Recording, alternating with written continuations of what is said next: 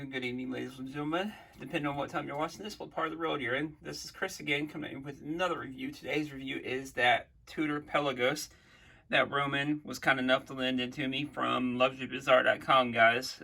Go give him a shout out. Go follow him on YouTube and check out his website for this watch and many other cool watches like it. Quick wristwatch check.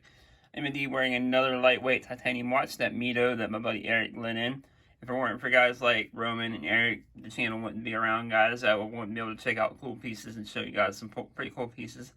And this one is definitely a pretty cool piece. As you know, I have owned the Tudor, the Black Bay, the original, not the original Black Bay, but the Rose, the Edda Rose Black Bay.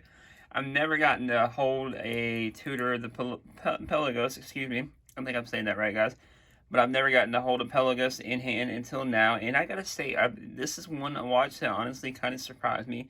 There's a few watches that surprise me with as many watches as I do see come across my desk. And this is definitely one of them. If you originally wrote off the size of the watch, don't write it off until you try it on a person, guys and gals.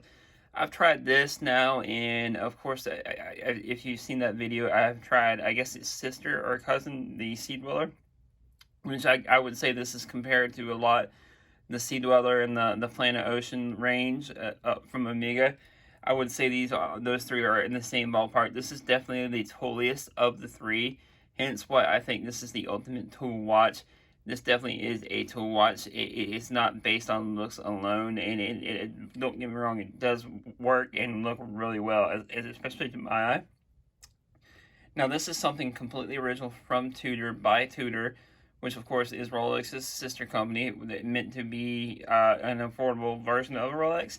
And again, like I said, this is something completely on their own. They didn't copy the Black Bay lineup or anything like that, which I think is pretty cool. And this matte blue dial, this comes into two different dial variations. I believe this is matte blue and a black dial. Of course, you can see a fairly sizable watch, but it doesn't really wear that well. That sizable once you get on wrist. I'll show you. You can see the helium escape valve here, as it does have a 500-meter water resistant. About the only thing I don't like on the watch is the writing. There's a little bit too much writing on the dial. The date window over here at the 3 o'clock is decently done. I feel like not too bold, not too big, not too in your face. The Tudor Geneva, I like that. And it does have a unidirectional, I believe, ceramic bezel. Action is pretty good on it. I will show you lume. Lume is pretty good on this. I'll show you a lume shot here after the video is about done here, guys. And again, this is really, really lightweight watch, guys. You can see the screw down and crown 3 o'clock with the Tudor Geneva symbol. And again, here's the case back. Nothing too crazy. Now, this clasp is really functional. This is a dive style clasp where you can adjust the links in and out, which works really well, especially as your wrist expands and contracts when it gets hot, cold, whatever outside. Now, most of us won't use this as a diving watch for what its intended purposes. Hence why I think this is an overbuilt tool watch, and I'm not complaining on that. Now, these retail for about $4.5, I believe, $5,000 US. So, which I feel is a fairly sizable chunk of your money, as far as most of us collectors are concerned. But if you're worried about that, like I said, just go try one of these on in person. This one might surprise you. That lightweight titanium feel. I've got another titanium watch.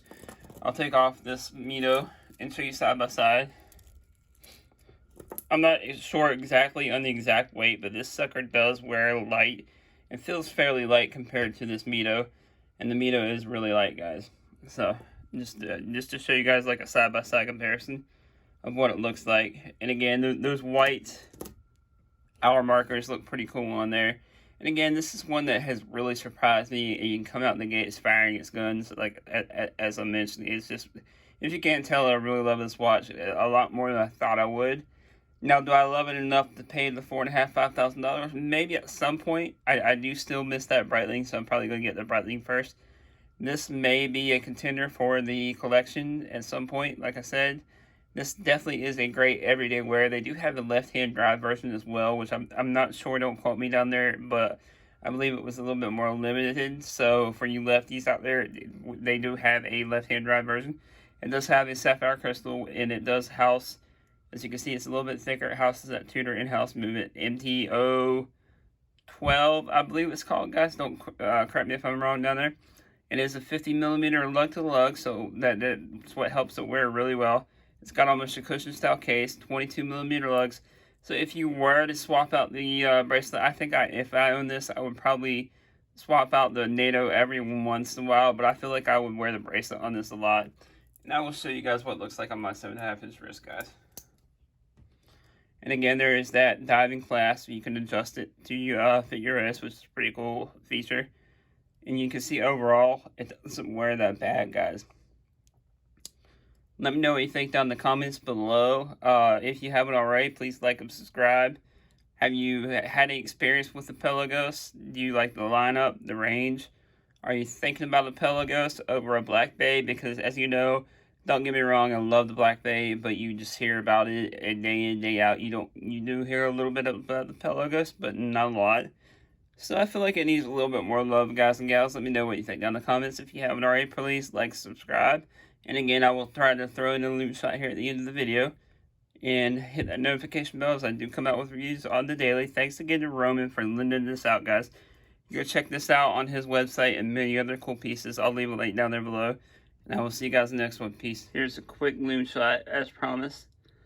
Overall, the room's got to be a little bit darker, but overall, definitely really, really impressed with the loom on this, guys. The bezel lights up with that pivot 12 o'clock. Overall, really impressive, guys.